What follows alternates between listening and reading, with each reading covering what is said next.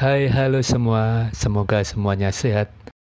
Kali ini kita akan belajar tentang kewargaan digital. Yuk, kita mulai.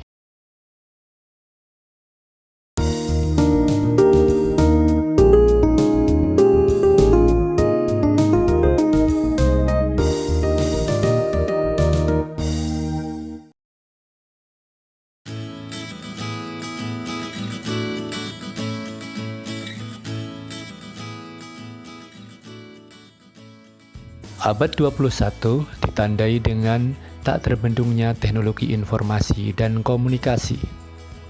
Kemajuan teknologi ini tak lepas dari kita yang semakin hari semakin haus akan informasi. Informasi telah menjadi salah satu kebutuhan pokok kita, dan internet menjadi salah satu pendukung penyebarannya. Internet adalah kependekan dari Interconnected Network atau jaringan antar sambungan-sambungan komputer. Dia sebenarnya telah lahir pada awal tahun 70-an.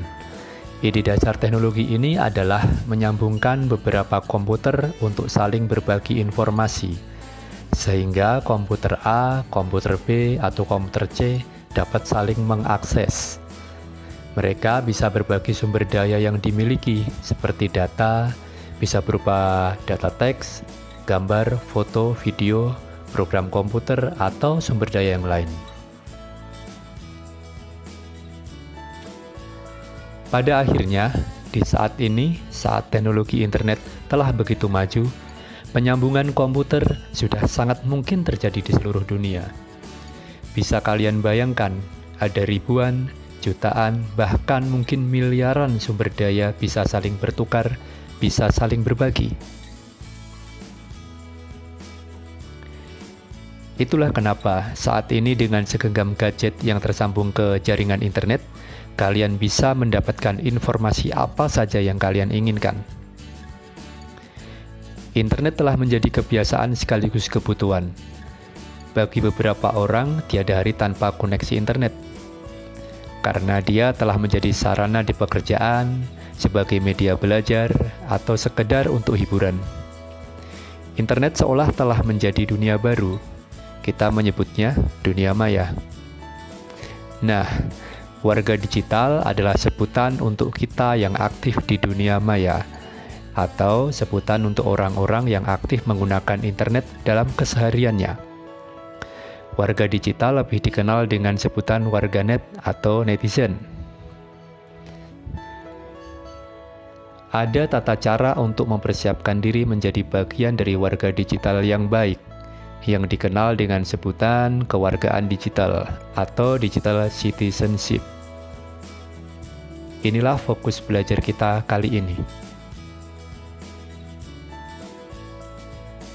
Kewargaan digital adalah norma perilaku yang tepat dan bertanggung jawab atas penggunaan teknologi informasi khususnya di dunia maya. Mike Rebel, yaitu seorang penulis buku Digital Citizenship in School, menyebutkan bahwa ada 3 lingkungan digital yang akan mempengaruhi siswa atau peserta didik sebagai warga digital. Ketiga lingkungan itu adalah: yang pertama lingkungan belajar, kedua lingkungan sekolah, dan yang ketiga adalah lingkungan luar sekolah. Dari masing-masing lingkungan tersebut, ada unsur-unsur yang terkait yang harus diperhatikan agar lingkungan digital bisa bermanfaat bagi kita sebagai warga digital.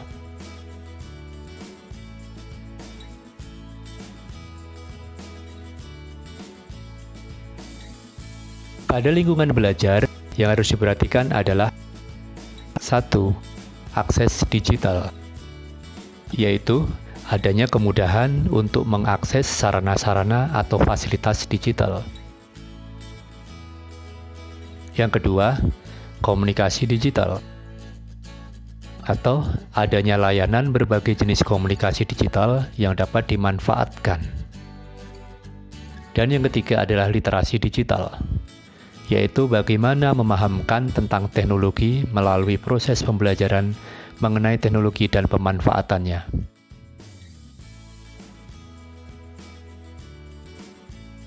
Pada lingkungan sekolah, yang harus kita pahami adalah yang pertama, hak dan kewajiban digital. Setiap warga digital memiliki hak dan kewajiban yang sama berdasarkan kesepakatan norma. Kita memiliki hak atas privasi dan kebebasan berpendapat. Namun, kita juga memiliki kewajiban untuk menghormati privasi orang lain dan berpendapat tanpa menyakiti perasaan orang lain. Yang kedua adalah etika digital. Setiap warga digital harus menjaga etika dalam berinteraksi dengan orang lain. Etika digital bertujuan untuk menjaga kenyamanan perasaan sesama pengguna media digital. Menggunakan tata bahasa yang sopan adalah salah satu etika digital. Yang ketiga adalah keamanan digital.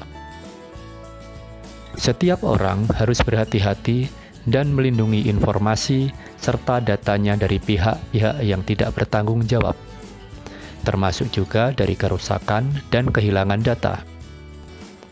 Langkah pengamanan bisa dilakukan dengan pemberian password pada data-data penting, memakai antivirus pada perangkat-perangkat, atau melakukan penyalinan atau backup data secara berkala.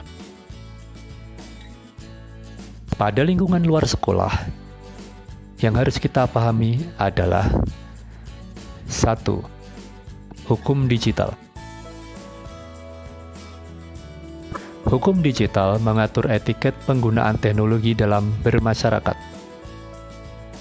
Hukum yang terkait dengan aktivitas warga digital dikenal dengan nama hukum cyber atau cyber law. Di Indonesia, hukum yang terkait dengan kegiatan digital menyangkut 5 aspek, yaitu hak cipta, merek dagang, fitnah dan pencemaran nama baik, privasi, dan yurisdiksi dalam ruang cyber. Semua hal tersebut telah diatur dalam Undang-Undang Nomor 11 Tahun 2008 tentang Informasi dan Transaksi Elektronik atau ITE dan dikuatkan dengan Undang-Undang Nomor 16 Tahun 2016 tentang perubahan Undang-Undang Nomor 11 Tahun 2008 tentang ITE. Yang kedua, transaksi digital. Yang termasuk transaksi digital adalah segala kegiatan jual beli yang dilakukan secara daring, seperti toko online, jasa antar kirim online, termasuk internet banking atau e-banking. Dalam proses tersebut, penjual dan pembeli perlu menyadari kelebihan dan resiko yang didapatkan.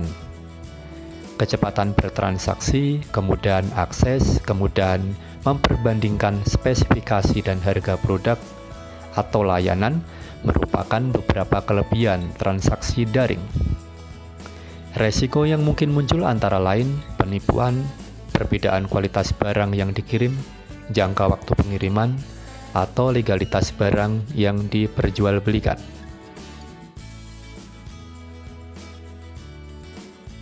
Tiga, kesehatan digital. Di balik manfaat teknologi digital, terdapat beberapa ancaman kesehatan yang perlu diperhatikan, seperti kesehatan mata, telinga, tangan, bahkan keseluruhan badan.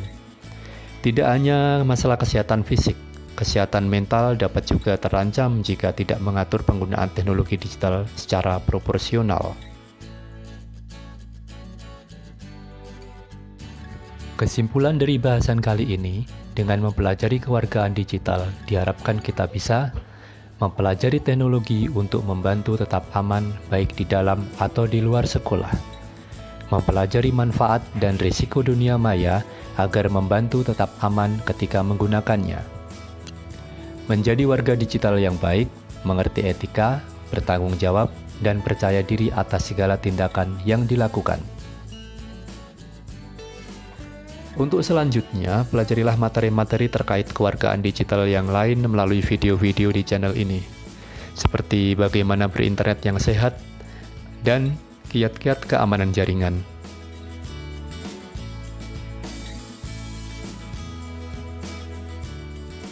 Oke, sampai di sini dulu video kita kali ini. Nanti silakan berlanjut ke video-video selanjutnya. Yuk, sampai jumpa.